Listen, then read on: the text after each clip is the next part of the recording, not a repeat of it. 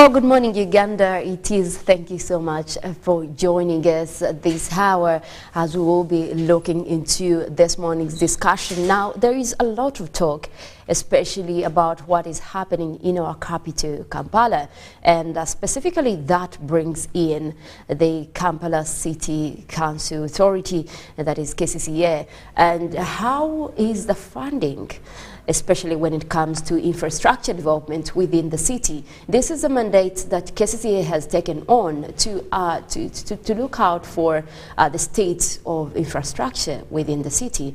And we know that over the recent months, there have been a lot of complaints, especially on the poor roads or even the infrastructure within the city, and especially much more concern on the potholes.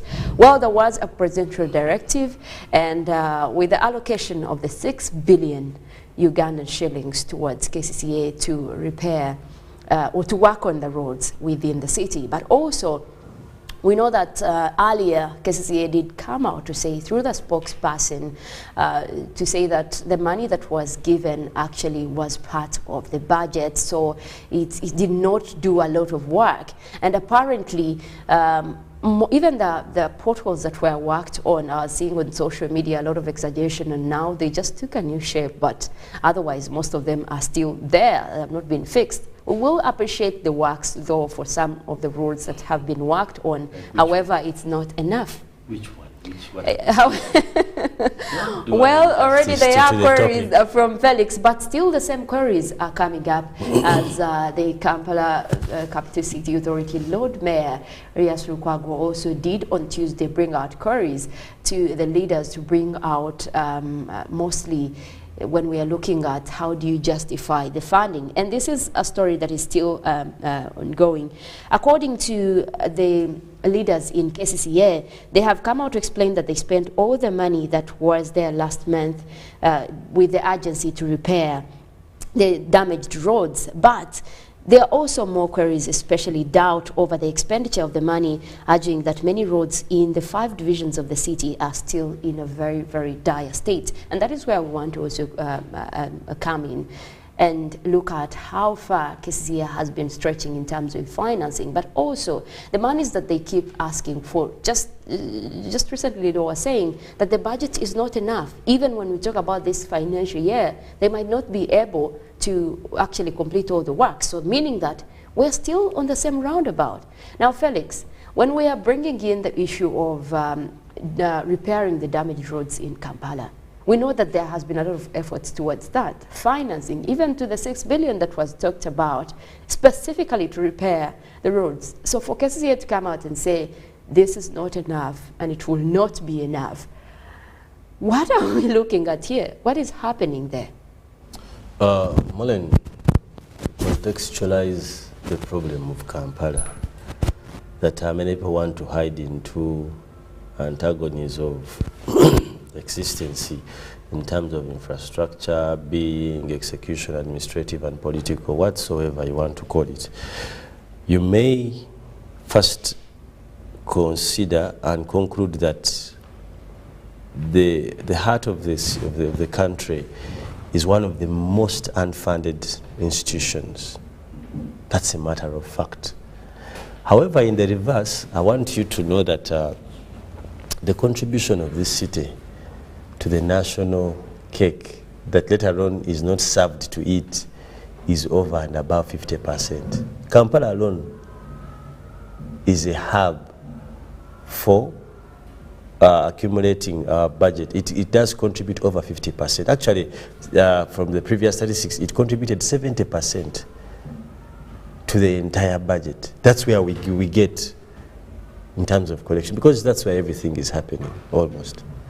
Now, what is a city? I think it's important for us to understand why we are pushing this argument. What is a capital city? The word it is not just for fashion. Now, this is a central location for any civil society or a civilized institution, a collection point for its possible future attributions, one, but secondly, to also give definition and cognizance and identity to the entire nation. That if you can't go around Gulu, Jinja, Kisoro, Kabare, that there's a place that can identify the country. That's why when you talk about New York, what comes to your head very quickly? It's the US. When you talk about Paris, you know, actually people talk about Paris more than they talk about France. Yeah. You'll be surprised. London, okay? You go to Lagos. People know Lagos more than they know Nigeria. Kigali, Nairobi. You may end up knowing only Nairobi in Kenya as a city, and that's enough. It's good enough. Now, it forms part of international identity. Now, every city carries a beacon of uniqueness. That's embodied in the fact of being capital. Like the source, the beginning, the end of any country. It means that this should be the center of attraction. In fact, even for us who read the Bible intentionally, there's a lot that is said about the capital city. The capital cities. There's some bigger prophecy. That's why everyone fights to come to the city. There's an attraction in terms of knowledge, in terms of business, in terms of exposure. Like, if you hear stories of people who are in Kampala, it explains why this is important. Now, Uganda, just like any other countries in the world, went ahead to formulate a legal appearance, existence, appreciation of its national city or capital city. Now, this act is meant to entirely cater for the well-being, development of this city, and this unfolds in various aspects. You look at infrastructure, look at socio-political, socio-economic, socio-religious, socio-cultural, just to mention but a few. Because a city cannot develop on its own. When this act was made, the KCCA, previously it was KCCA. Exactly. Now, because it was in the interest of its growth, there had to be a unique authority. And for it to be that to be done, they had to go to Parliament and get an act of Parliament. So now it's a statutory body, which made that the composition of it to aid all these other things you want to happen was supposed to be legalized. That's how we get into places like the Minister for Kampala, you have the Lord Mayor, you have the directors and all these people. Why am I saying all these things? All these people's presence is to work towards appreciating what I said earlier. The realization of those other aspects I said. Now, that is not godly. That is not angelic. That is not like manna from heaven. That must be facilitated. We have continuously, time and again, my colleagues asked this city, and that's where the problem starts. Every city, I can add the word smart city, has a plan. A plan can be annual, it can be quarterly, it can be 5 years, it can be 10 years, but there must be a plan. The problem we are struggling with today, you know, our leaders in this country want Ugandans to act like we are playing, I don't know if any of you plays cards. Cards. No more cards, yes. Yeah. So where you have a queen, king, joker, then joker, you have to pick 5, yes. Like all those things. Now, when you're playing cards, you have to make sure that the opponents don't ever see what you're. Yeah. Now, that's what KCCA is doing in terms of developing this city. Every city, because the major stakeholders in a city, the first stakeholders, just so you know, are the dwellers, then government, and the others will come forth. Now, KCCA's challenge, the reason why we are having these infrastructure challenges, people are calling potholes. Most recently now it's the exhibition city of potholes. You will understand that there has been lack of, we are not in sync. when the spokesperson of KCCA comes here and tells us that we got some money, but there were other things. Now, in political administration and governance, you don't say things. What are things?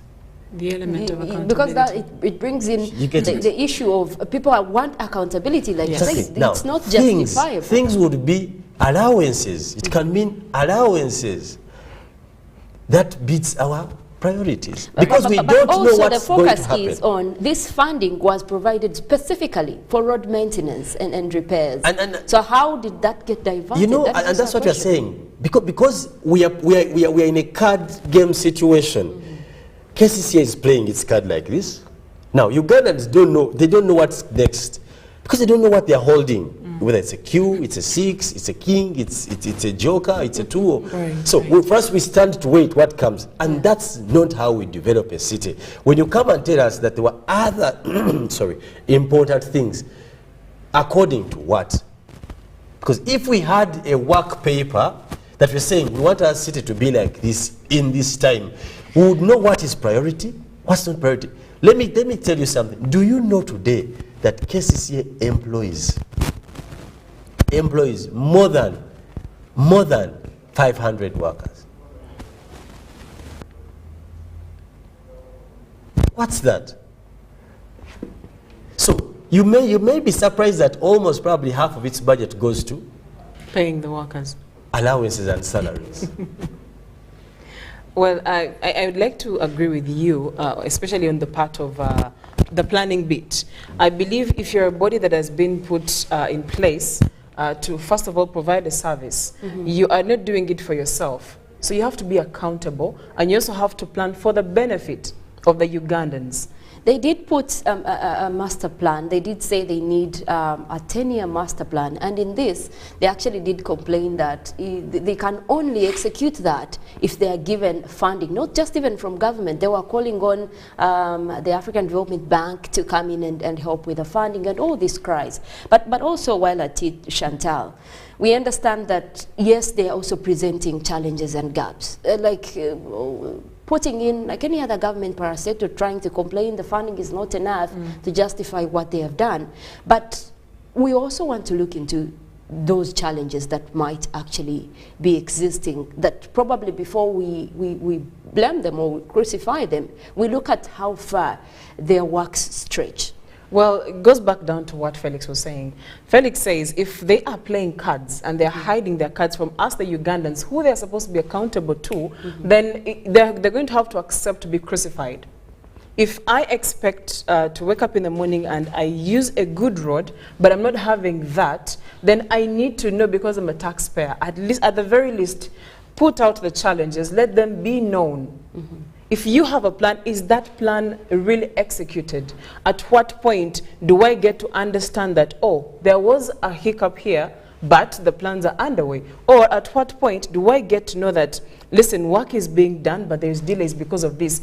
I'm going to say this. The truth is, most government parastatals, actually institutions, have set a bad precedent for themselves.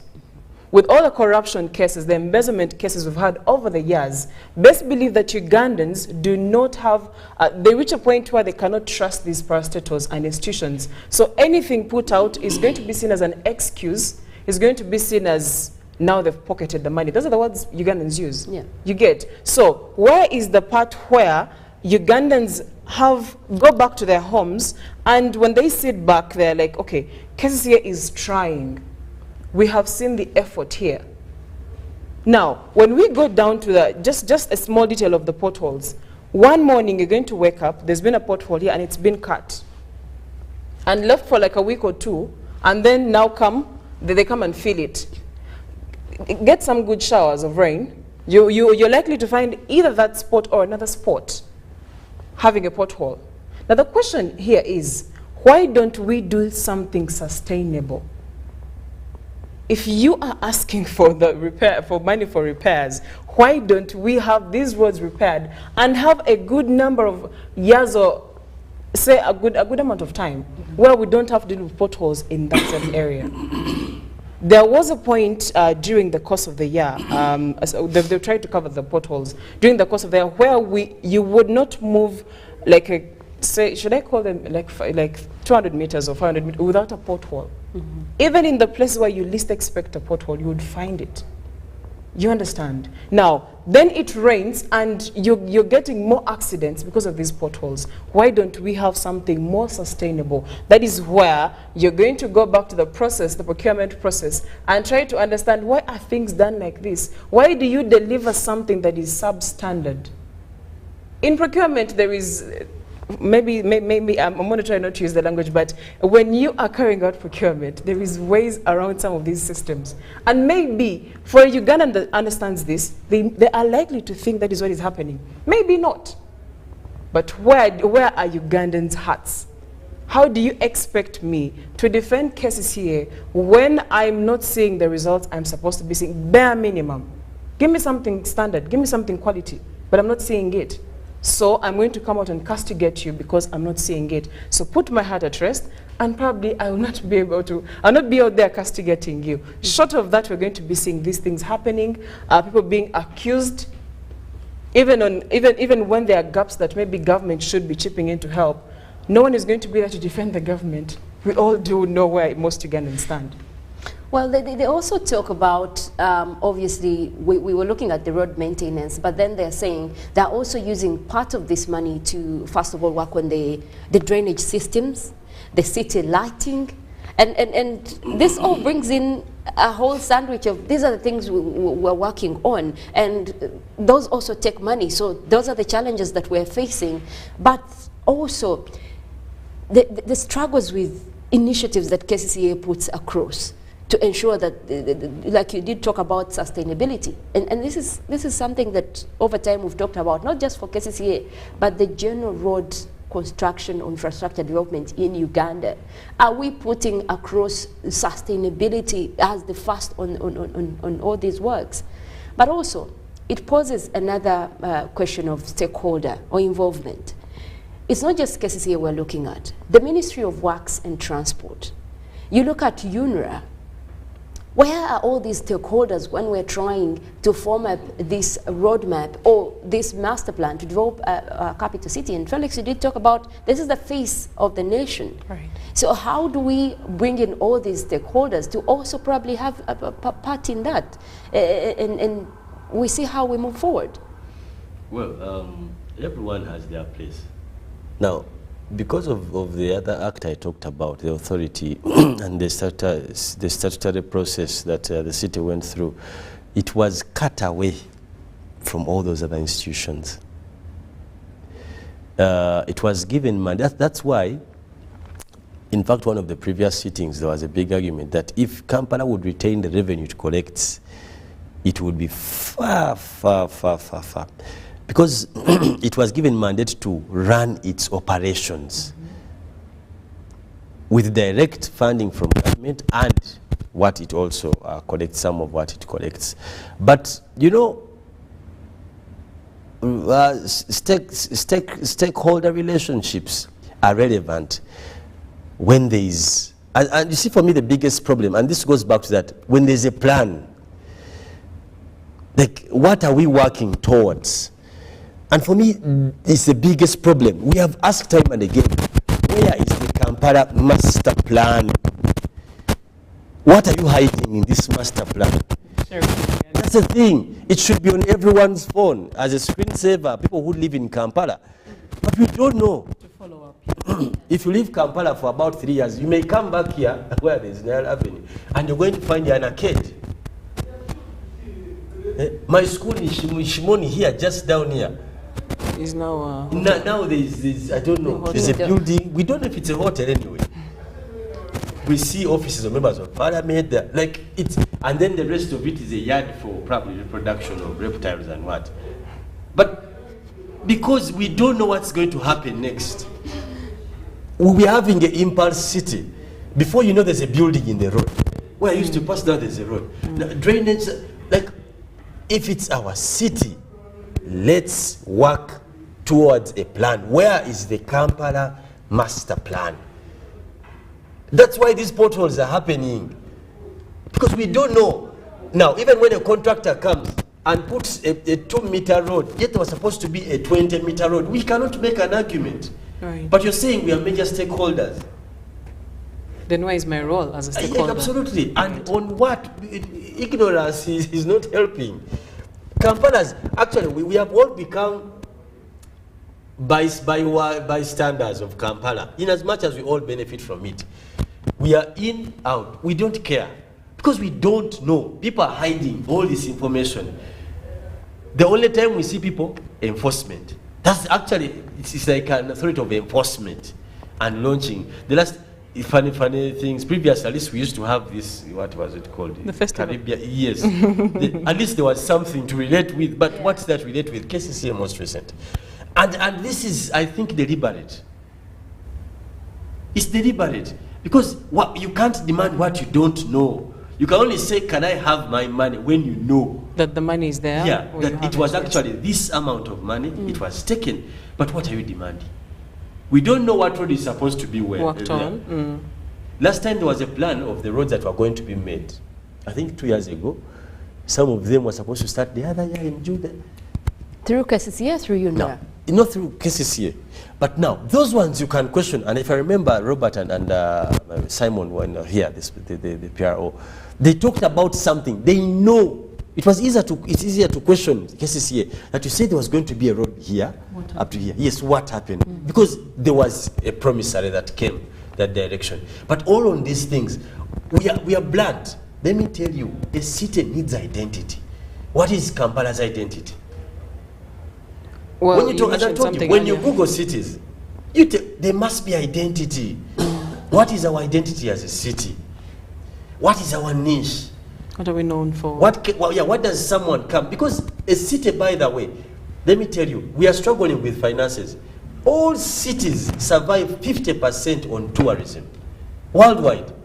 Even the fakest city, people, because of identity. But what would make you leave the comfort, let's say, of Chicago, to come to Kampala? You're honest, let's be real. For us, all of us stay in Kampala.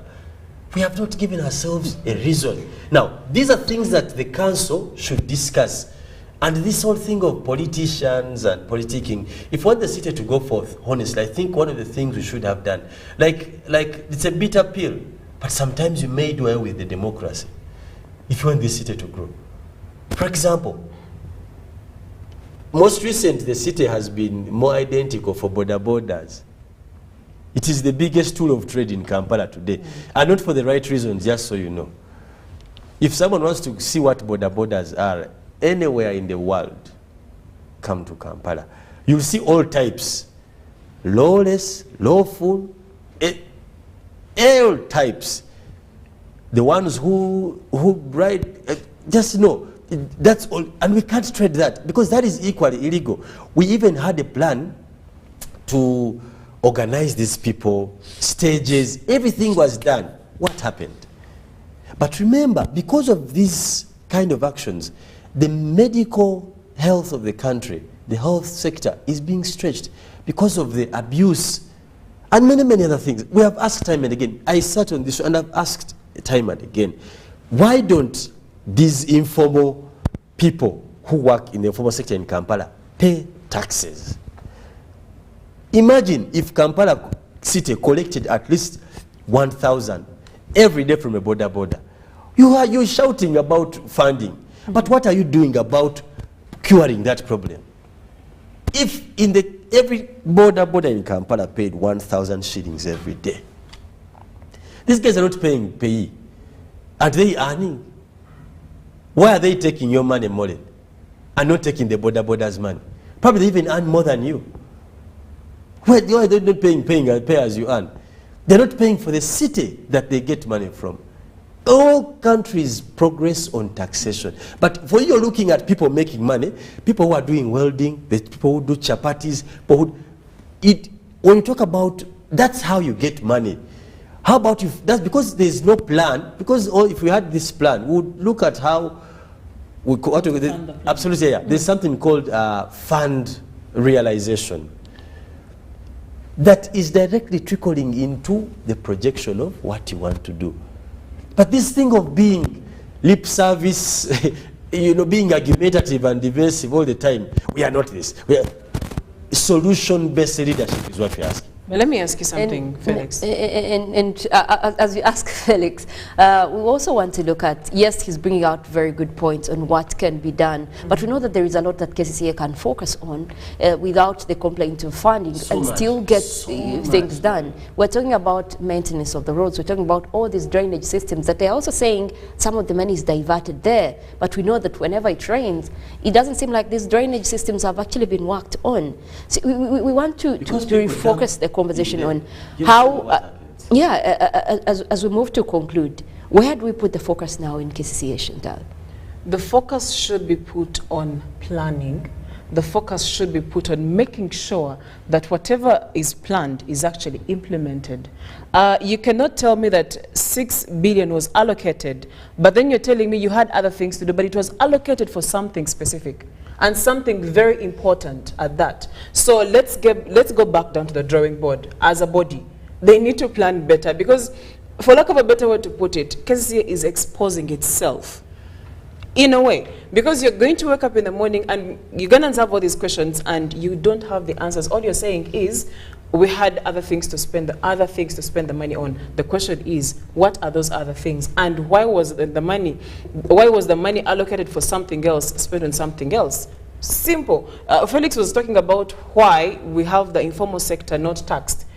It goes back down to, if our leaders up there cannot plan properly and work out what is supposed to be worked out in the way it should be worked out, how do you expect them to organize this informal sector to make sure that they get what they're supposed to be getting out of it?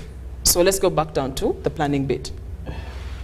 And because now, when we're talking about planning, we're looking at what they are refocusing that. If they're saying they diverted the money and did all these other things that are not justifiable, we also want to know, is it something they can account for? And exactly, yes, that's the point. Yeah, because we know that also there was, that I think earlier in May, when Parliament was looking at what they presented about their funding, but also there's an issue where COSASE actually had to verify what KCCA was doing. And all these were rotating around the fact that there is also incomplete work from KCCA. No, there's even a lot of contradiction. I don't know, me, I also have Madam Soy. Because the prices were saying, and some of us are willing to offer this. Now, like this sort of and some things we don't even want to say on TV because the contradictory aspect in administration, that we are also a government institution, and there are things we hold back. But there's a level where we reach and we feel that it's also our duty to make mention of some of these things. Like, as I've told you, because if we're looking for solutions, that's why we talk about some of these topics. That because we don't know what's going to happen, what needs to be done, we also don't know. But the starting point for me, Molly, let Kampala unveil its master plan. Now, the master plan tells you so many things in terms of physical structures. People, for example, how do we build? What building is accepted where? What's the standard? Here in Kampala, you find someone with a 2-room bringing soil bricks on a major road. We are talking about tourism. What is attractive about building a skeleton thing? Because there's a road, then everyone brings butale in Kampala.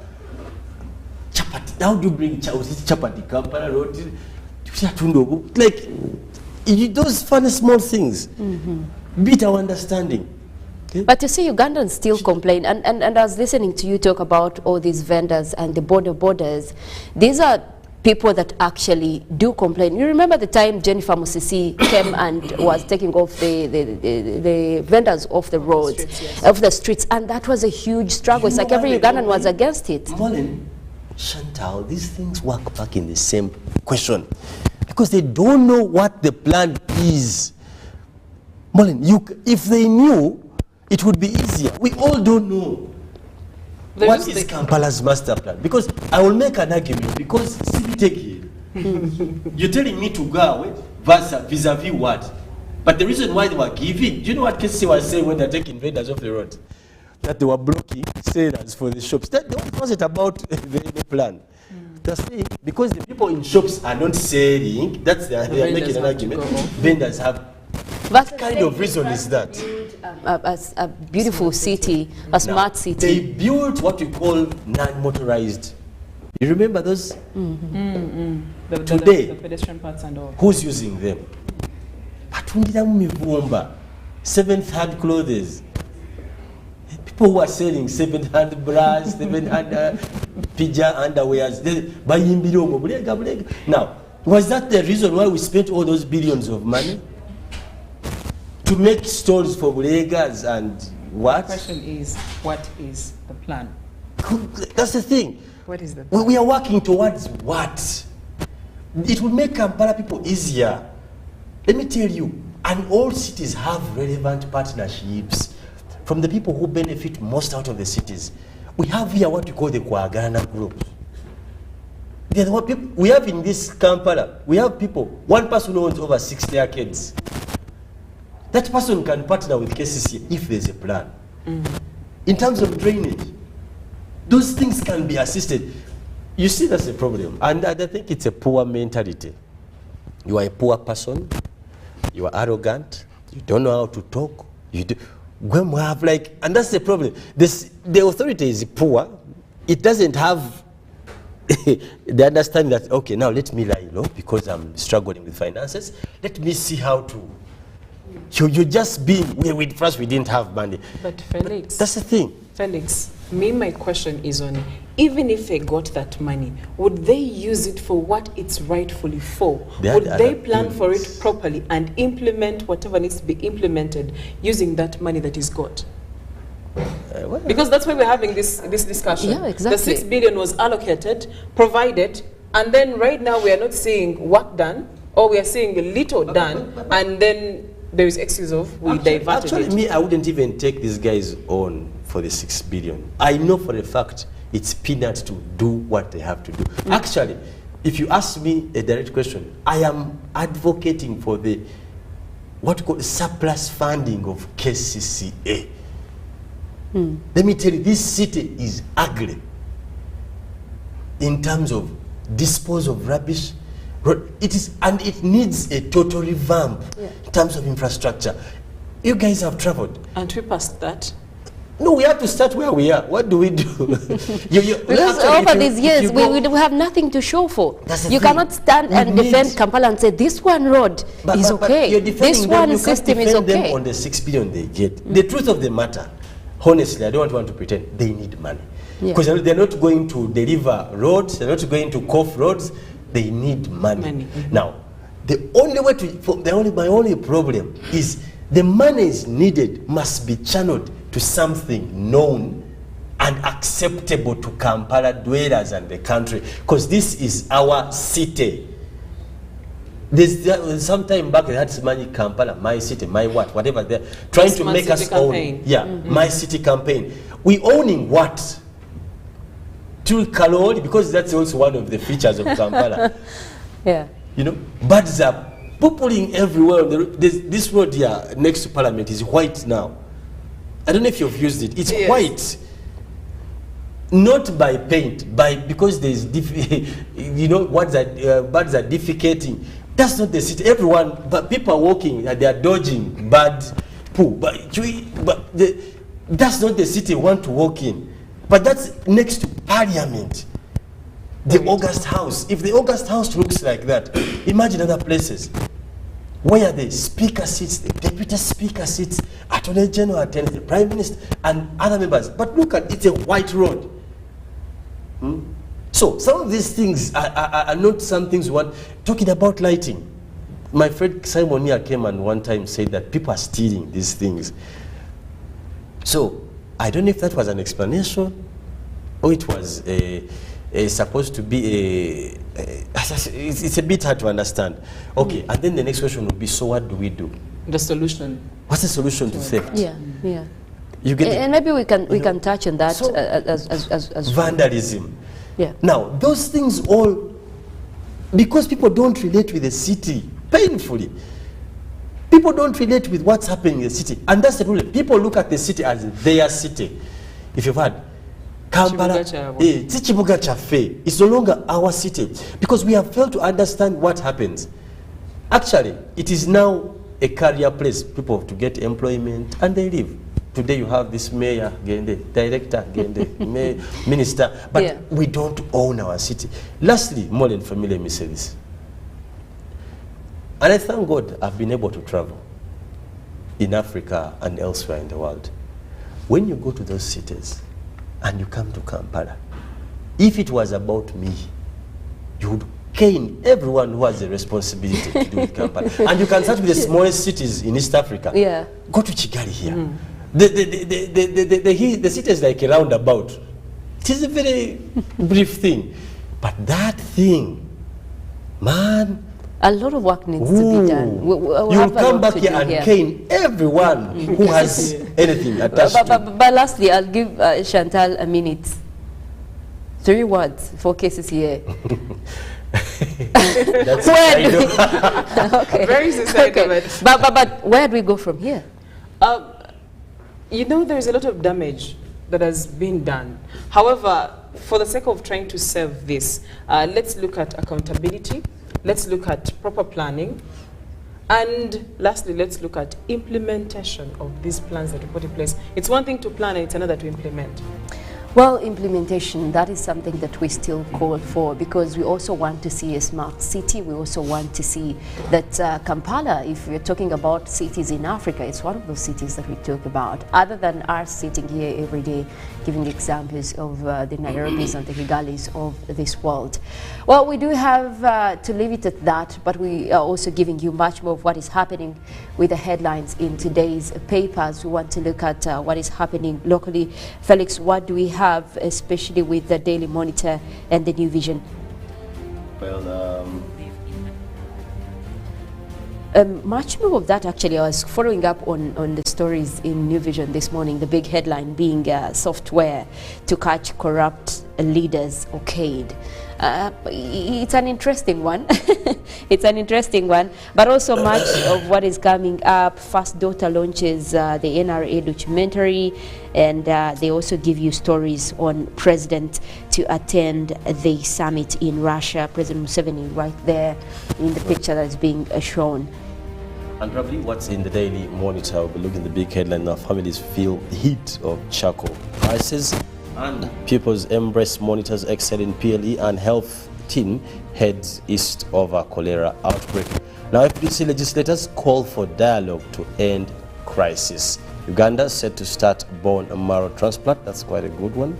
And definitely also cost of charcoal in many urban cities countrywide more than double in the last 2 months.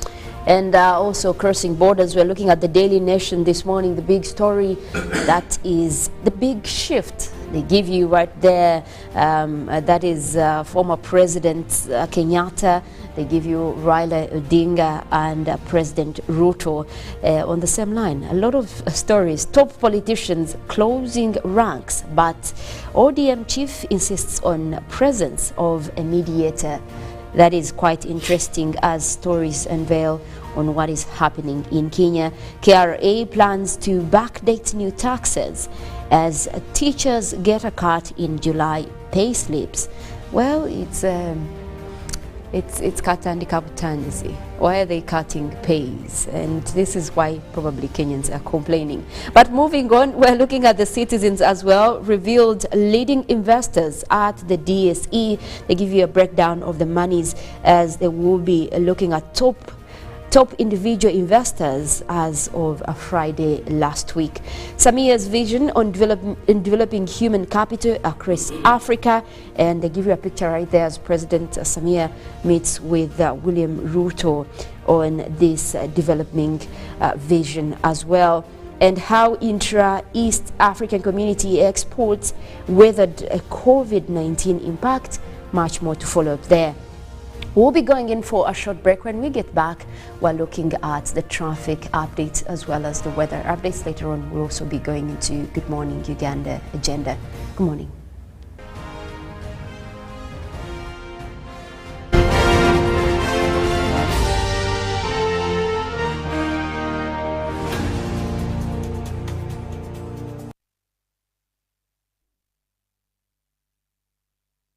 This is the University of Africa. On the streets, you get your real education. Here, everybody has a degree of something. But the most important qualification is imagination. His reason is to be the GOAT. The reason to imagine is to take the beat and make it lit. So no matter what your situation, just use your imagination.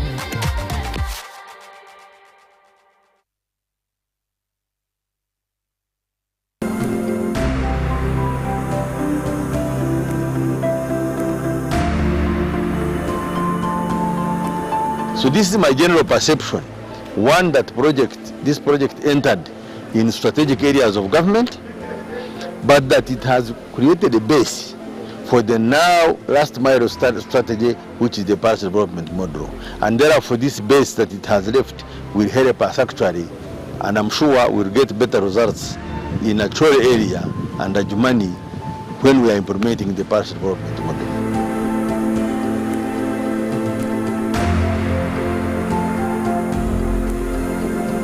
Pick of the day on UBC.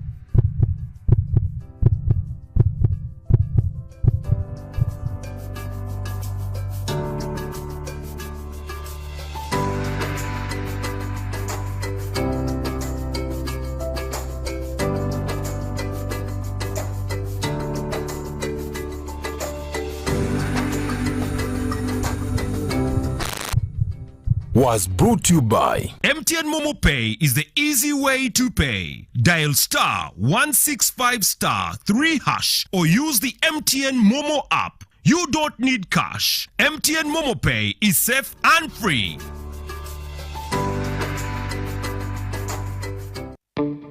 The biggest, the baddest East African Christian Marathon is here.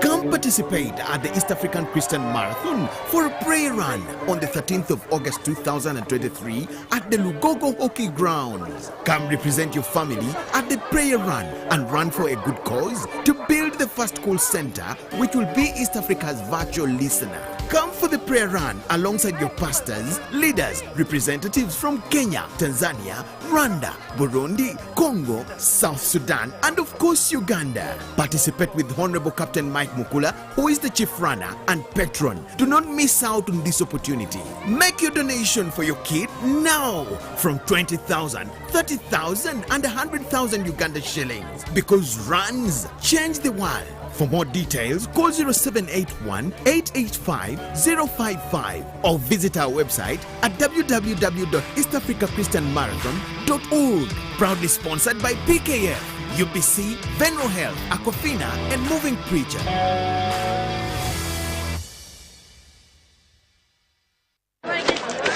Juko. Yo. Check the shopping, man. What's your secret? Haven't you heard of the Parish Development Model PDM? Yes, I did, but I thought it was just a talk. No, Sebatia. It is real. I and a few friends together formed a circle, accessed money from the PDM, invested in a portrait project, and now things are moving. Juko. I thought I was one of your friends. You are. But you left me behind. I didn't leave you in poverty. What you do, just visit your LC2 chairperson and your parish chief and start the process of economic transformation. Just like that. The Parish Development Model is an initiative from the government of Uganda through the Ministry of Local Government designed to transform all lives of Ugandans for the better.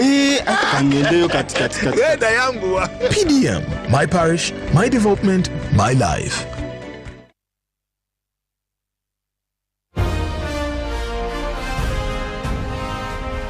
Live from UBC Studios in Kampala. This is Good Morning Uganda.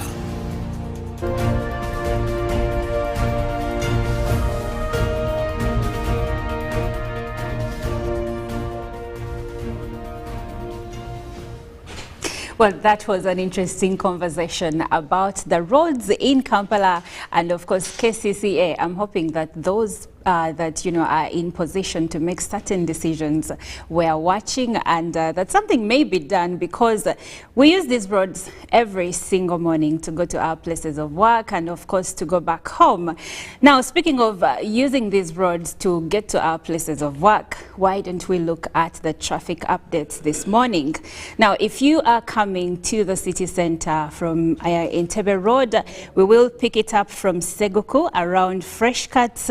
There is traffic. There is a traffic build-up from Wankulukuku Road, joining the main Entebbe Kampala highway. It isn't much, so you may be able to leave that place in about 5 minutes.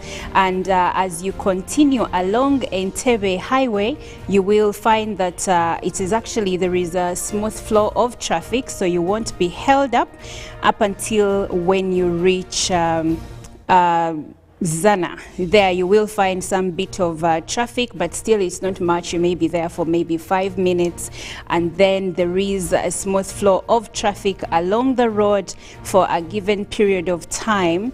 You won't be held up. Yeah, it looks good this morning. But then when you reach Seguku, when you reach Lubowa, there is a bit of traffic from Lubowa Road feeding into the main Entebbe highway. Still not so much to worry about, so you will be able to move smoothly without a hold-up. Now, when you reach Zana stage, that roundabout, you're going to spend a few minutes there, because there are many roads feeding into the roundabout, and of course there is one route that is leading you to the city center. So at the roundabout, you will be held up a bit. I see orange lines on both sides of the road, meaning there is a hold-up for the cars going to Entebbe side, and of course those that are coming to Kampala side. But after the roundabout, as you move along, there is a smooth flow of traffic, so you will be able to continue with your journey without so much of a hold-up until you reach Bata stage. There is going to be some bit of traffic, but still it's not much. Now, if you're coming from the inroads of Namasuba, there is some bit of traffic hold up. I see red lines here, but they're not as big as the orange lines, meaning there is traffic, but it is moving smoothly. Now, as we approach Namasuba stage, there is a bit of traffic hold up there. I see orange lines, but they are dispersed, so it means certain sections have some bit of traffic, but then it lets up, so you continue with your journey. But then around Najanankumbi stage, there are those inroads that feed into the main Entebbe Road, and yeah, there is a line, an orange line that keeps going on up to about Nyange Resort Marina. So you're going to be held up a bit there around Housing Finance Bank branch in Najanankumbi and around Nyondo Club. But then it lets up, so there will be smooth flow of traffic as you move along. Now, as we approach Chibuye, yes, there is traffic there. You may be held up for about 30 minutes because of the Chibuye roundabout.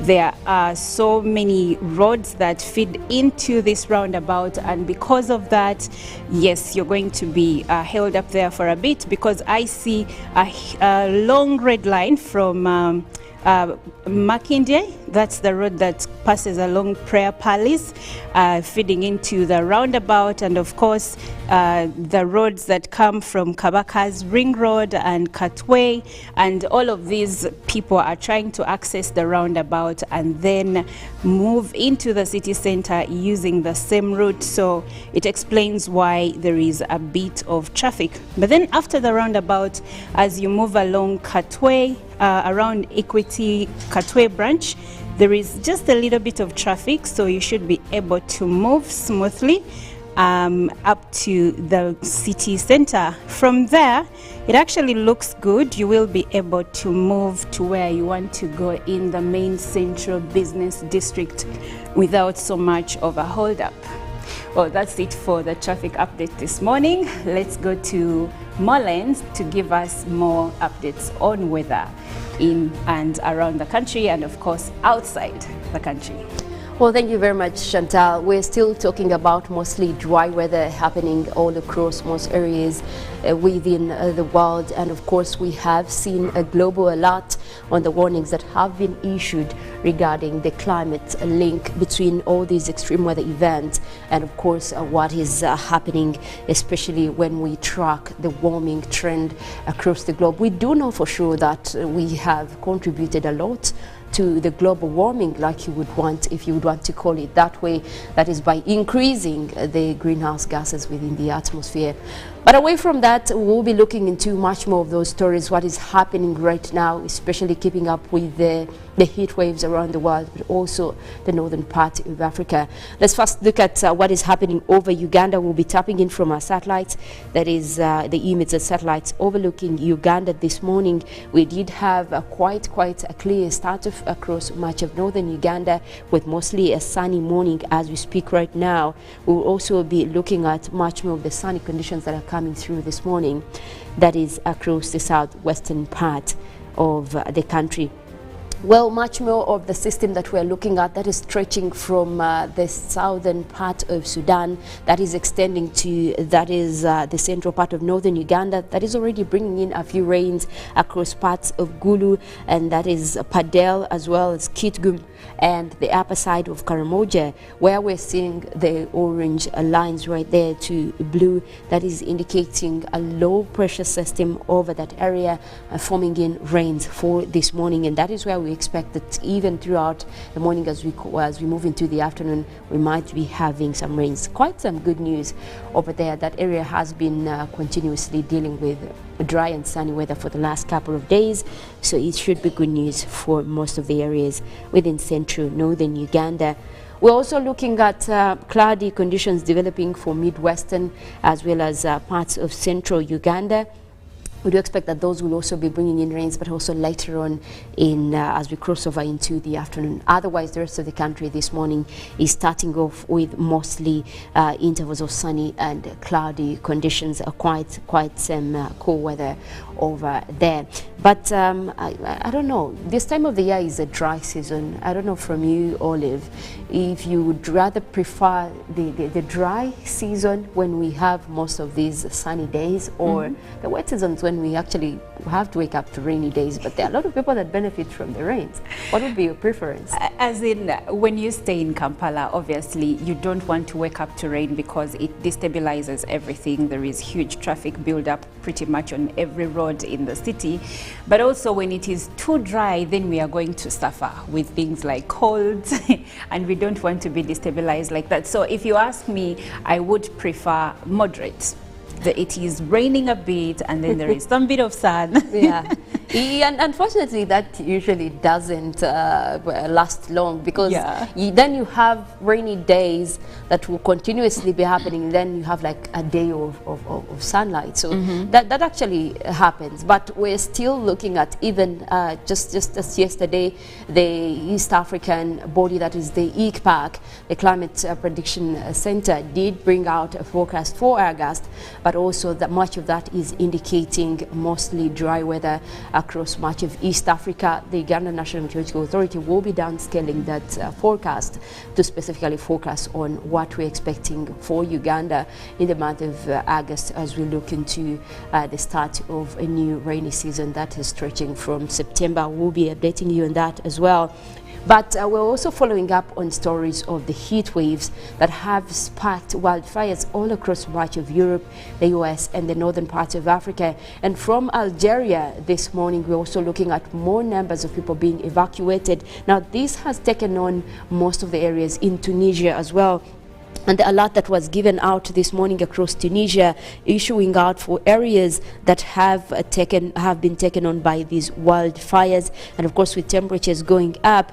Earlier on Wednesday, we did see a report coming in on the temperatures in Tunisia, forcing hundreds to evacuate their homes as the heat wave spreads across much of North Africa. Temperatures of 49 degrees Celsius. Now, to put this into context, imagine a hot day in Kampala. Usually we are at 29, and that is a hot day in Kampala. Now double that.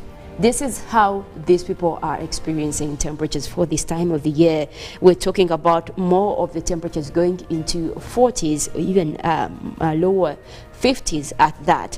Now, we have also seen that the Tunisian Interior Minister did come out to say that they have had a lot, especially to do with climate change, and he adds that 600 residents so far had been evacuated from their homes to keep them into safe grounds. But also you look at that area from Tunisia bordering Algeria, this is the same area that is still having wildfires even to the Algerian side. So far we know that 34 people have been reported dead on the side of Algeria due to these wildfires, and of course the heat wave that is still roaming across the area. We're also taking in other places in the world that are dealing with the same, and this morning we also have news from Greece indicating that they are still also dealing with most of these wildfires, and also numbers of evacuations are also continuing. And of course that takes in the fact that they did also have an alert earlier for the places that were potentially looking at wildfires catching, and of course with the heat wave. And all this dates back to what we're seeing happening across the world. You look at areas like countries like Italy, France, that have already been dealing with these wildfires, and of course the increasing heat wave. We did see the UN body coming up with a report, that is the World Meteorological Authority, on the likelihood of these extreme weather events happening, especially as temperatures keep taking a big sharp rise. And it's no coincidence that even this very July we did see the hottest week on record, or even looking at the world-breaking records when it comes to reaching a threshold in temperatures that could actually be indicating a no return. We could be looking at much more of these extreme events happening all across the world. And of course now there is a call for action, both from governments, especially the ones that are party to the Paris Agreement. This was an accord that was agreed upon in 2015, looking at how countries can move forward in keeping temperatures to well below 1.5 degrees Celsius rise by the end of the decade. But guess what? It looks like we're getting far away from that target. If we are already having temperatures increasing to more than 1 degree Celsius in this decade itself, then the goal to keep it 1.5 might not be possible, although there is a small window. But this window will require a lot of action, and that means we all now move renewable energy. We now stop, use of fossil fuels, burning of fossil fuels. We go back to the drawing board. This is actually the way you go back to the drawing board, because everyone is getting affected with this extreme weather. We've had our fair share with the flooding. There was that latest event in Bali. We did see a lot of people lose their property, not to mention also the destruction, the death.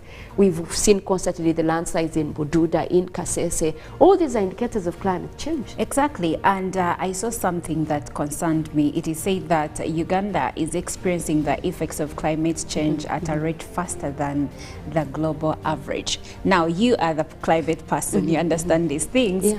This report says that average temperatures in Uganda have increased by 1.3 degrees Celsius since the 1960s. And what does that mean? True. That is because that is the climate state, the state of climate report that was also collaborated on by the Uganda National Meteorological Authority, looking at how far we've stretched. And guess what? If you look at the fastest warming places in the country, actually parts of Southwestern were highlighted in that report. The places you would expect that temperatures are actually, always cool, they're now starting to warm up. That is when you notice that things are changing. What that means, Olive, is that you're now going to see more frequency in the flooding, more frequency in the landslides. You're going to see much more of those events actually getting intense. While you used to have a landslide that is covering a small area, now you could be looking at a bigger area. Yes. Or even more areas or virgin areas that didn't have these, especially mountainous areas, taking on more extremes. And this is something that is very worrying. But we know that it's still it hasn't been something that is talked about a lot in Uganda, especially in terms of what we can do on our end. Yes, there's emphasis on initiatives to, move away from charcoal burning, go more into using gas, reforestation and all this, but we could actually put more efforts there. Yeah, we could do that. Yeah. But you see, when you say we need to move away from fossil fuels, we also need to look into the economy of the country as a whole. Yes, we would like to move to, let's say, electric cars, but the question is, are we in a place right now where we can afford these things? And even the gas, as compared to charcoal, are we in position to have Ugandan households using gas at this moment?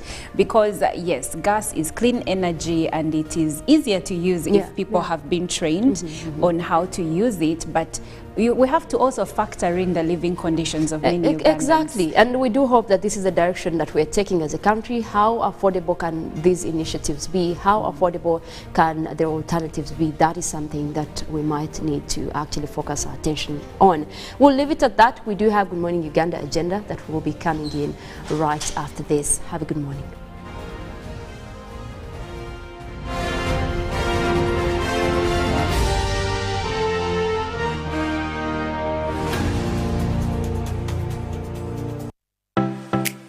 UBC is the national public broadcaster. We educate, inform, entertain, and inspire our audiences. You can watch us on free-to-air channel 001, DSTV channel 282, GoTV channel 371, Star Times channel 201, Zuku TV channel 20, and Azam TV channel 350. Even when your subscription expires, you can still watch UBC for free on your pay TV platforms.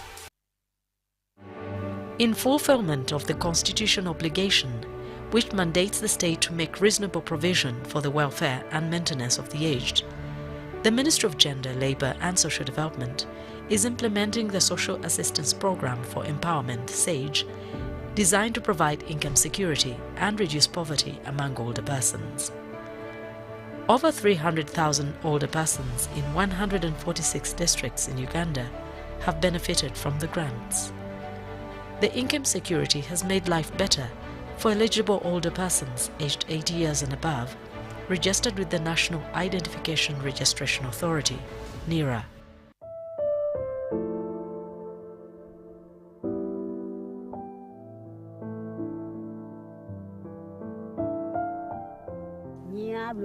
Pio, ibaricha me mono, que moni dubica, okay, pokere. One more we boru, you know, one more to be willy diam. You will deal. Yahoda, that's why it's cool. I'll kill the poker, buy it. You know, I'll be will kill diam. You never bear knock though. Knock piano till tears out in a tea. And a poor take. Poor people, I will do I will dig. I don't buy it in the cool. I don't for you. This is a message from Expanding Social Protection, ESP, implementing the program under the Ministry of Gender, Labour and Social Development. ESP, better life chances for all.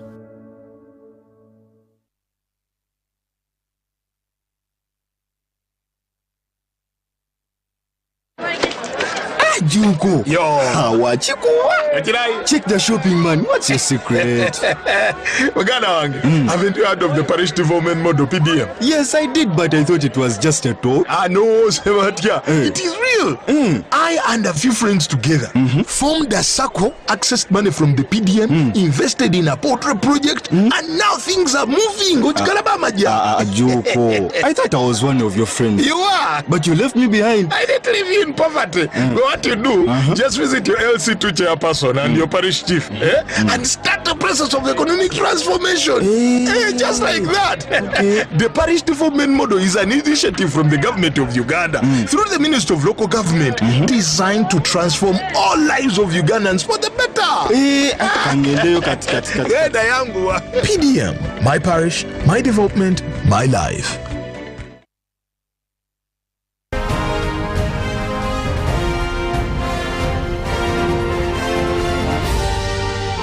This is Good Morning Uganda.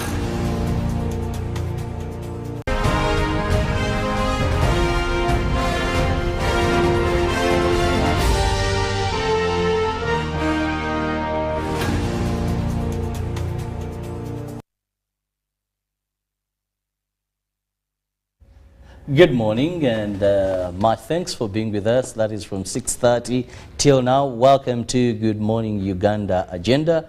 I'm Robert Chirabo Nyonyitono. It is a bright morning here in Kampala, and I hope wherever you're watching from, all we can say is thank you for being with us, and I hope you've reached your workstation, your destination. But also remember, we are on YouTube. We stream live, so in case you missed any segment, at your own comfort, you can still go back, rewind, go through. It's not all gone once we are done. This morning, I'm going to be discussing with my guest something very interesting.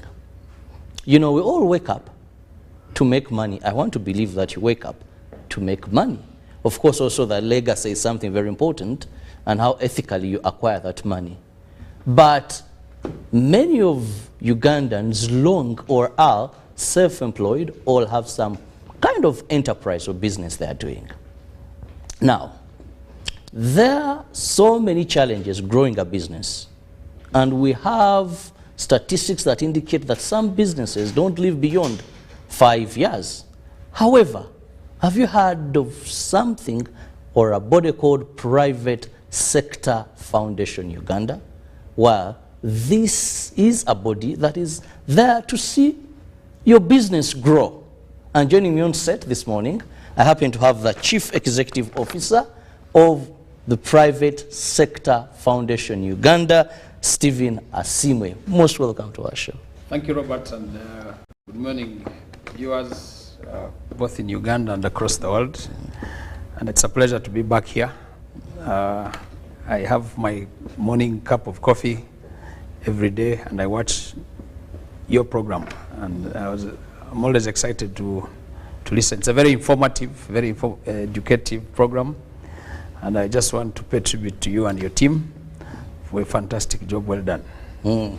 Well, we are also happy that every time, most of the times when I call them, I'm watching them on UBC TV. Even this morning, you were telling me, Robert, you're discussing infrastructure development of Kampala with the ladies. Really appreciate that, and we don't take it for granted. Yes, very informative. It was very, very educative, and I applaud them for a job well done. Thank you so much.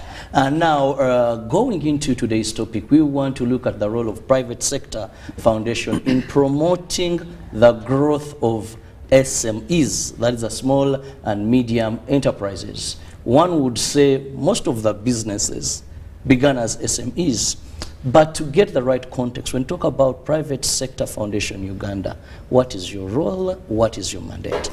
Yeah, thank you very much, Robert. The PSFU was started in 1995 by a group of about 11 business associations with government. You probably know the late James Murwana. He's a business icon in manufacturing, in trade, in the dairy sector. You're familiar with Jessa Milk, the batteries production. So he was the man behind the inception of PSFU. It started with about 11 associations. We are now boasting of over 320 business associations, corporate companies.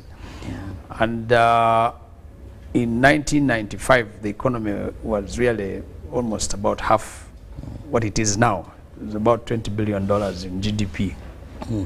The population was just above 35 million. We are now unofficially approaching 50 million Ugandans, most of whom are under the age of 35. It's important to note that PSFU has one strategic mandate, which is to create an enabling environment for businesses to thrive and not to survive. And we can comfortably say they've done a good job, because under 4 strategic pillars do they operate. Number 1, we are responsible for advocacy and policy support for creating that environment, the enabling environment. And we do this in many ways. We do research, we do evidence-based research to reach at an informed decision. You may wish to know, Robert, that in the last budget alone, 75% of our views were largely from the information that we picked up from the various players in the country. The second thing we do is business development services, and we can talk about that later. You talked about businesses collapsing very early. 5 years, there are no more. In the medical language, they call it infant mortality. So that's for another discussion.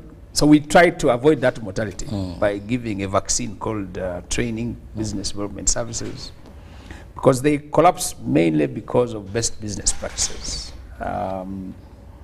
We do also involve ourselves a lot in skills and capacity building.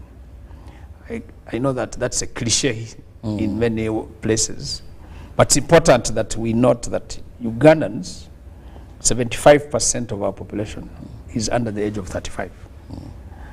So technically, the average age in Uganda is about 17.6 years old. You're looking at somebody in S4, S5, S6, if you like. That's a dependent age. So they are not in production. They are in the consumptive bracket. They are being paid for school fees, pocket money. They are consumers largely. They want airtime. They use too much data. So those people are not in the economy. They are part of the absorptive population. That is the biggest number of the population. However, in many places, a lot of those young people are unemployed. They are out of school, and therefore they need to be capacitated. They need to be skilled to be part of the productive process. So we are very strong on that. So the three areas of policy and advocacy, which creates the environment, two, the BDS, business development services, and the third issue of capacity building, which includes, by the way, market opportunities, finance, it's part of BDS, so people need capital, access to capital, and access to more capital, access to finance, credit, access to cheaper credit. You know that a lot of people are now borrowing from money lenders when commercial banks are there, but even commercial banks sometimes have very stringent requirements for people to access money. So there's a lot of things we do, and therefore it requires that we create some interventions. Those interventions need partners. So we are very strong on partnerships.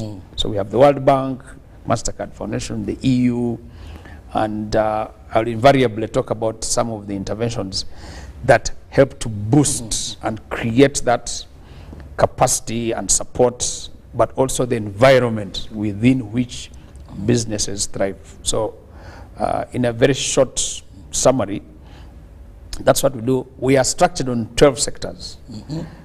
In no order of importance: agriculture, manufacturing, trade, ICT, tourism, construction and real estate. We are strong on transport and logistics, financial services, insurance, etc. We are strong on professional services, journalists, engineers, doctors, architects, etc. We are very good now on education and health at the private sector level. So you have private sector hospitals, private sector universities, schools, teaching institutions. That's under our umbrella. And then we are very, very good now on ICT. And obviously, we started a new sector called creatives. So the musicians, the artists, the comedians, events managers, etc., are part of the economy. You know that Uganda is one country that never sleeps at night. Definitely. So you have a daytime Uganda and a nighttime Uganda. And that's an economy. And it has all these value chains, you know, the bars, the hotels, etc., etc. So that, in our view, is what our economy looks like.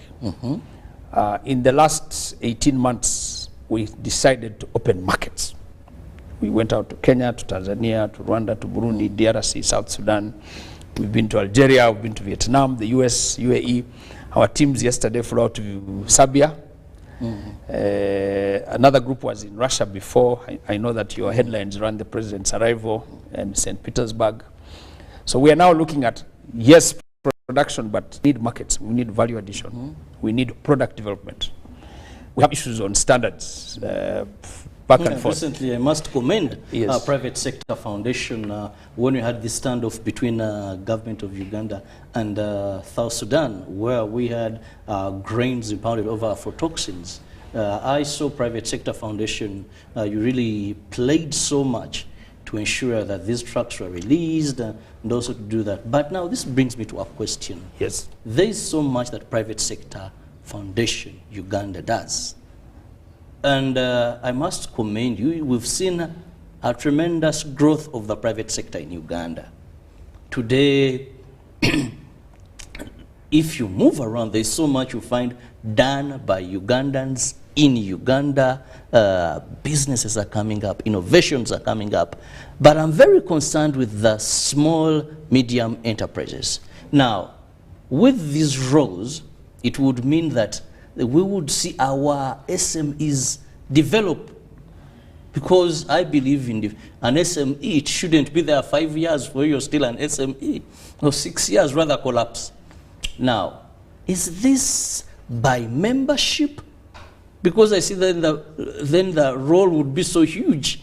You have businesses in Katwe, you have in Irila, you have, so who are those that you really work with? That's a good question, Robert. First of all, it's important to note that PSFU is premised on, is a member-based organization. So one, you start with a small business, let's say, you know, a mushroom little place where you do your mushroom growing. But you are part of an ecosystem of mushroom growers. So the mushroom people have interests. And so they form an association. That association then applies to be a member of PSFU. Now, when we have resources, we mainly target groups because they are much easier to manage, to support. But therein lies the business development services. So if we call for a training on best practices on looking after mushrooms, it is easier to call the association than calling Robert and Family Mushroom Limited. So our existence is largely premised on associations joining PSFU. So we are member-based. That's why every year, Robert, we have an annual general meeting of the members who have paid subscription to become members of PSFU. And it's not a very lot of money. But the beauty with it is that we believe first that you must have a good business and a strong business and a successful business. And therefore, the sum total of good businesses form a good business association. A sum total of good business associations forms a strong and vibrant private sector. And that translates directly to the fact that a strong private sector forms a strong economy. That's how economies grow. And Robert, why your question is important is I want to premise that Uganda right now is surviving on SMEs. The majority of the companies, whether formal or informal, are SME. If you look at it, it's like a pyramid. So the bulk of the lower base of our economy is run by micro, small and medium enterprises. So therefore, and I also want to premise that most of the biggest companies that you see, mention any of them, once upon a time were startups, they became micro, they grew to small, they grew to medium, and now they are large. Even banks. That's why you have tiers, tier 4, 3, 2, 1. They started as micro lending, money lending, then their portfolio grew, then they became micro lenders, then they got licenses and grew. So the definitions differ. But in our case, a micro enterprise is one which has employs about 1 to 4 people. Take a small kiosk or a shop. You know those corner shops where Mwami Robert and Muchala Robert are running the shop. So you run out of salt. So Mwami Robert jumps on a border, he dashes to a small warehouse, wholesaler, and picks 2 bags and brings. But you have many Mwami Robert shops around. And as you know, communities grow, so you have a village, then a few shops emerge, then it becomes like a small center, trading center, then it becomes very urban, then it becomes like a small town, then a municipal, now they are cities. So the more people congregate in a place, it creates the basic economic principles of demand and supply. So more people demand for goods, more people demand for services. Now people, by nature, necessity is the mother of invention. That's why, for example, people, you know that you are small little places. Suddenly when people congregate, they have demands. They need sugar, they need salt, they need soap. Before you know it, they are photocopying. Before you know it, they are looking for data. Before you know it, they are looking for financial services. So big institutions usually come closer to serve the people. And as such, even smaller enterprises emerge. So if there's a building site, you'll find a guy who does Chikomando. Naturally, he comes with his border, puts it there, starts doing a Rolex. Before you know it, there are people with saucepans and they are cooking. Those are micro. Yes, definitely. Employing 1 to 2 or 4 people. Now, as these companies begin to grow in their portfolio, they become medium. So in medium, the case, they are employing between 10 and 20 or sometimes 30. Again, the definition differs from place to place. So for example, if there was a guy who was doing a lot of cooking, he has 20 people, before you know it, he has 40 people for lunch. So he puts up a restaurant. And then before you know it, there are people who are staying longer. So he puts up a bar in the evening. And then before you know it, he's saying, but these people want to sleep. So before you know it, he's putting up 2 rooms, 3, what are known as small lodges. And then all these Sheratons emerge.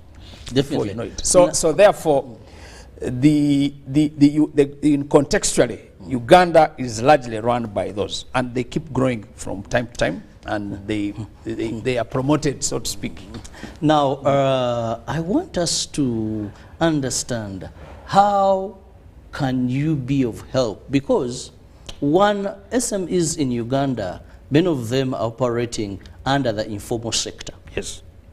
And this has denied them ability to benefit from different government initiatives. When COVID was here, government put money there. But you see, they didn't qualify. Because then they don't have books of account, yet we want to see them grow. We could have many grow to medium, but you'd find that even we still have those that collapse. So as private sector foundation, how do you come in? How can they get help? Because when you look at your mandate, and of course, what you've done is commendable. But we have a group that seems to be either complacent or used to that is how business happens. You ask someone recently, there was a task by URA, and they told this person, at least give us books of what you sell so that we can know how much we can give you. Like, for me, I know when I wake up, I have this amount of money, I buy food, at the evening I calculate what I put in and my profits. So if you're telling me to pay this amount of tax, I can't. And I'm like, this private sector foundation has a lot of work tailor-made to help this person. So how do you overcome this?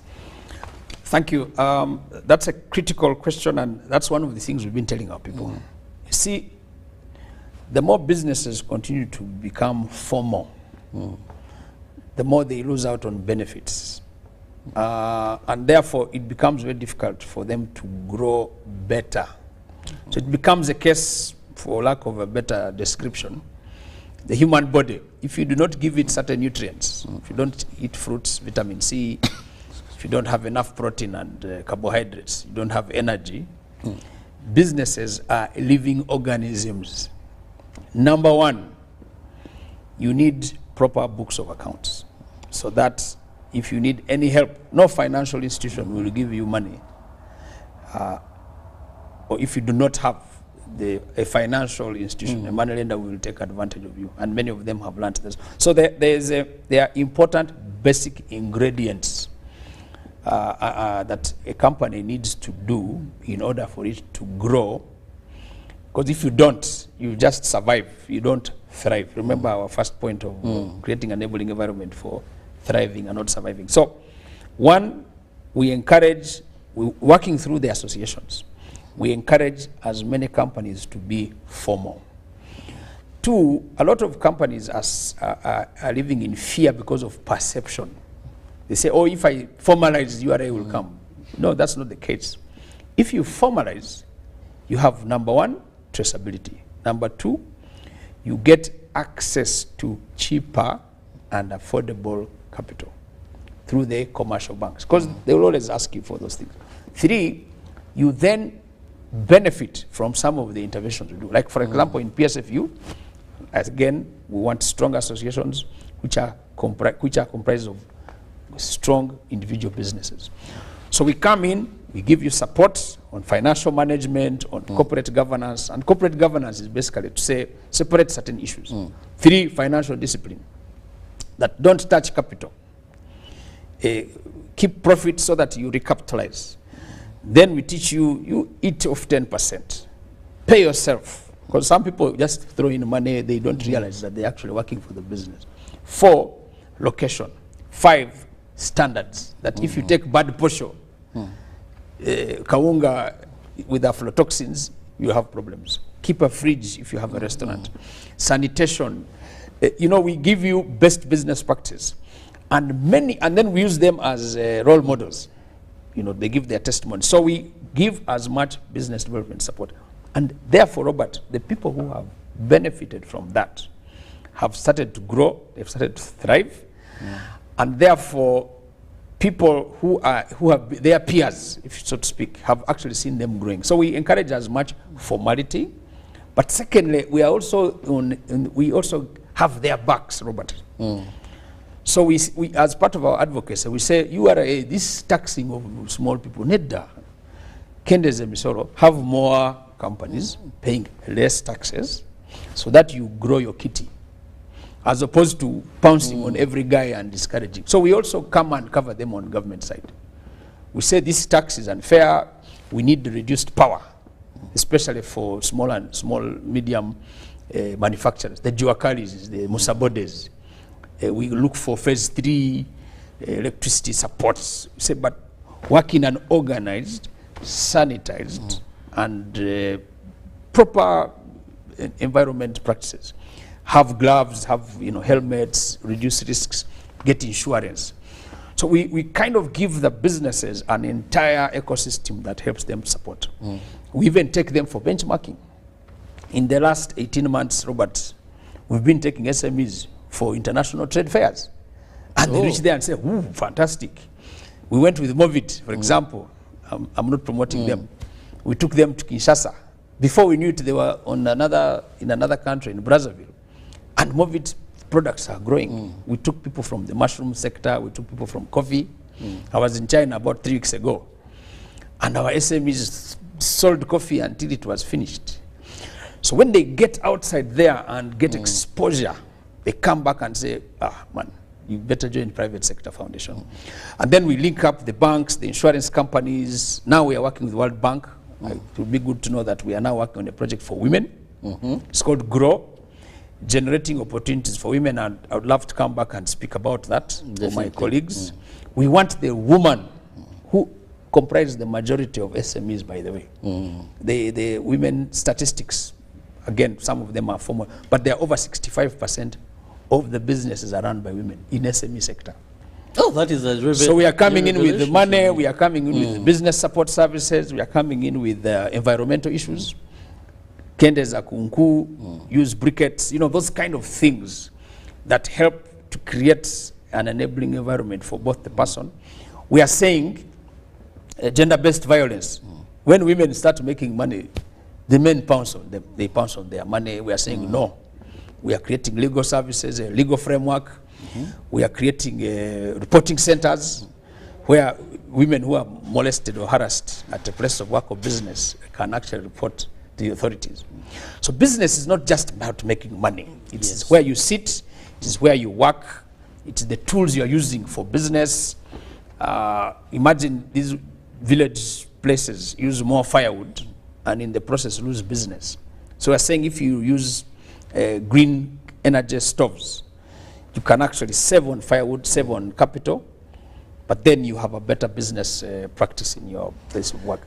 Well, we are still looking at the role of private sector, Foundation Uganda, in promoting SMEs, that is small, medium enterprises in Uganda, that make up majority of actually businesses in this country, but still have a very big challenge when it comes to formalization of their business. Most of them are in the informal sector, and they actually end up losing out. Now, there is one question that has always bothered so many people, I must say, that I've interacted with, I've hosted. Government of Uganda has tried so much to come up with many avenues in helping SMEs. And amongst them has been various forms of credit. Many times you hear government, His Excellency, talk about, we've put this amount of money. During the budget reading, you're like, these guys are lucky. There's so much money out there for them. But CEO, you find that at the end of the day, they never get this money. And capital or in any business, loans, someone told me you'll never be a successful business person if you fear loans. And I was like, sure, yes. That most of these businesses, big, all of them run on credit. So how best can we address this issue? That's an interesting one also. It is very true that you cannot do business without money. They are synonymous. I mean, business is synonymous with capital. Now, in capital, there are two things, Robert. One is access to the capital. The second one is the cost of the capital. We all get money from money lenders. So your average money lender gives you money at about 5% per month, or 10. That immediately translates to 5 times 12 is 60. That is 60% per annum, or 120, or etc., etc. That's a very expensive capitalization. And therefore, it presupposes that you must make double or triple the profit to be able to pay, because that's a lot of money.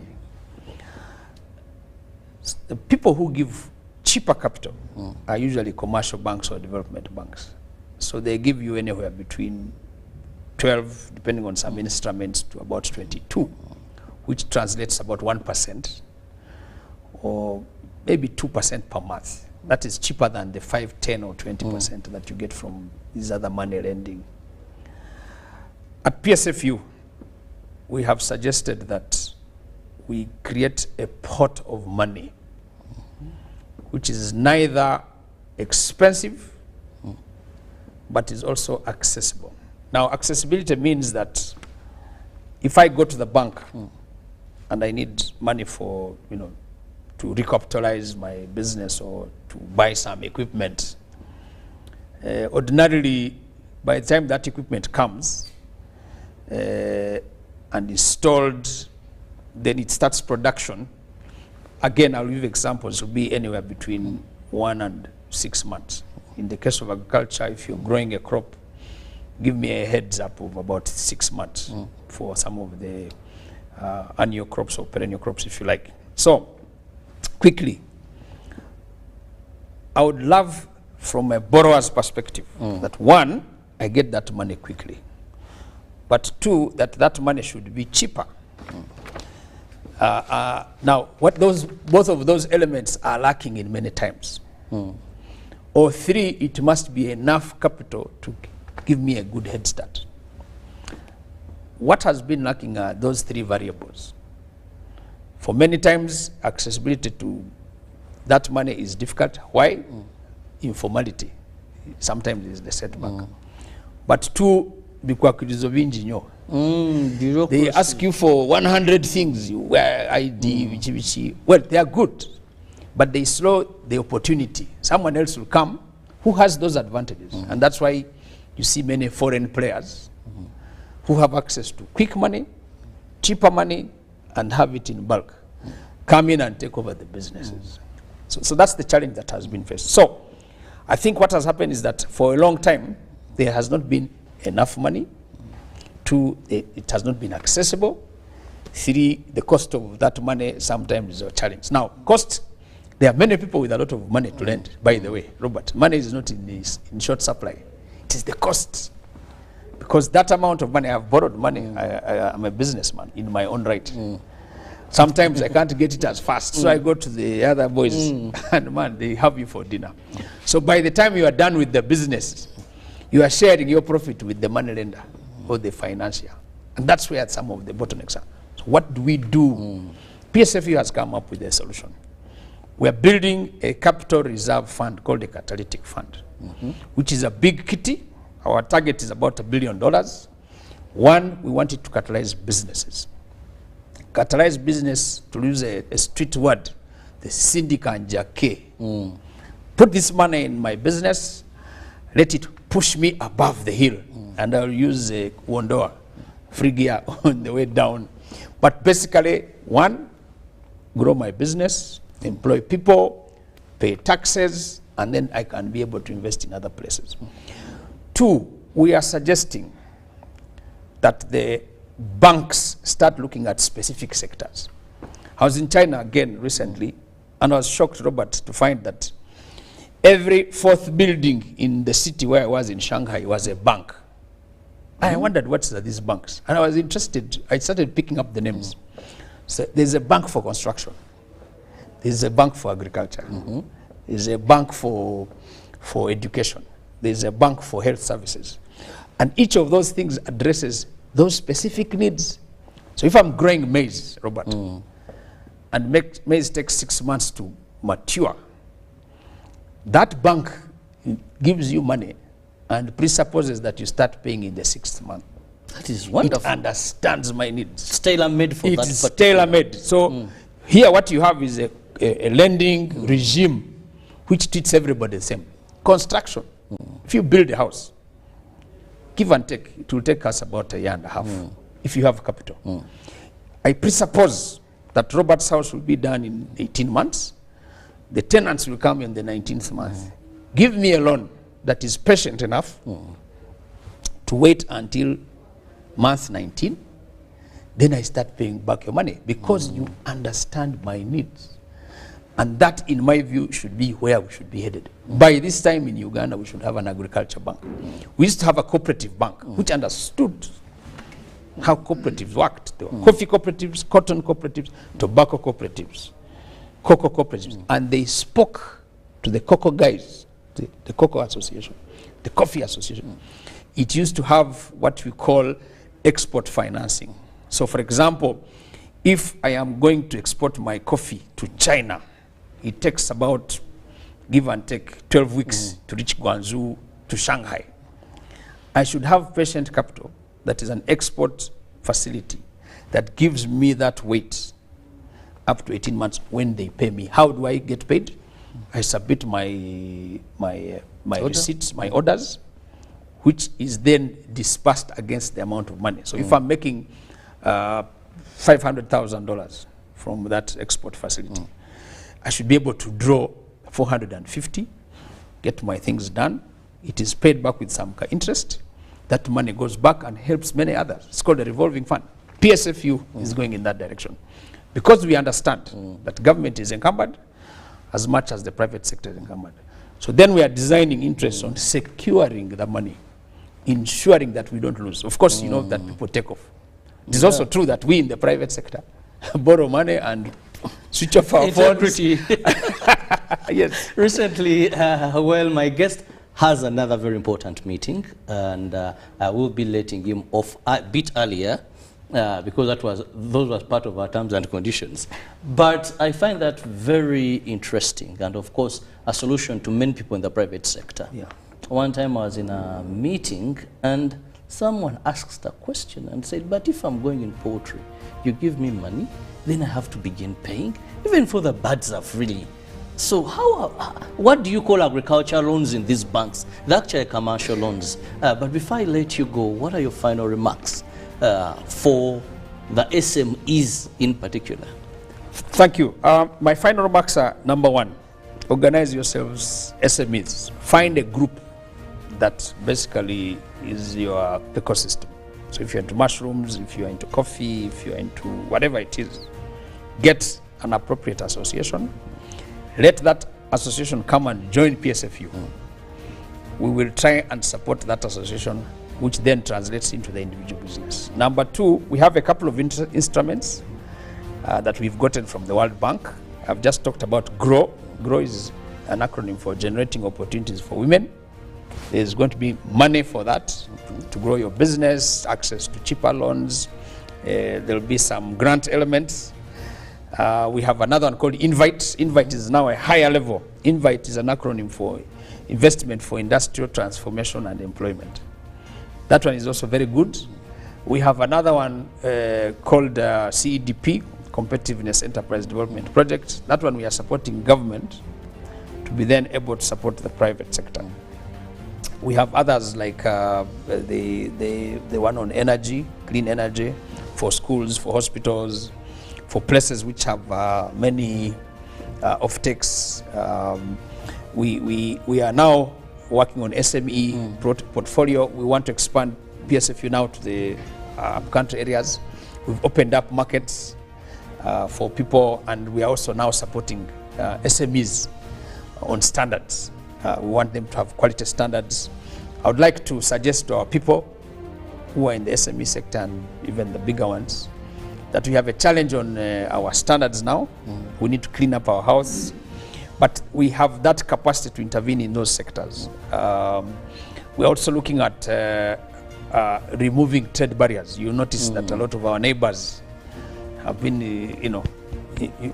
infringing on that friendly relations. We're working on that, on removing NTBs, the non-tariff barriers. But I would like companies to formalize, to join associations, and let those associations join PSFU. Of course, you can join in your own right, but we would rather have strong business associations in that context. Good business, good association, good sector, good private sector, great economy, and all of us will thrive. Well, I want to thank you so much for your time and, of course, that input. There is the Private Sector Foundation of Uganda for you, more so people in the small, medium enterprises.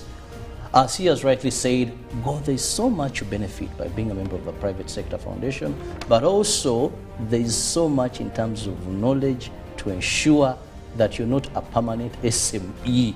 We need big companies and a very strong, competitive private sector locally and globally. Well, Ruben is here to take you through sports updates. See you in the next hour. Good morning.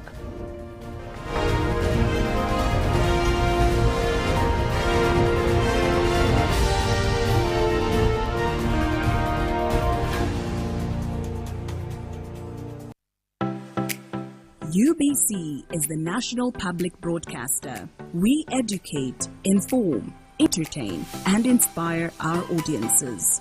You can watch us on free-to-air channel 001, DSTV channel 282, GoTV channel 371, Star Times channel 201, Zuku TV channel 20, and Azam TV channel 350.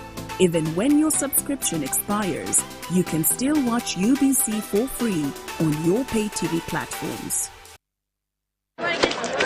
Juko. Yo. Check the shopping, man. What's your secret? Haven't you heard of the Parish Development Model PDM? Yes, I did, but I thought it was just a talk. No, Sebatia. It is real. I and a few friends together formed a circle, accessed money from the PDM, invested in a poultry project, and now things are moving. Juko. I thought I was one of your friends. You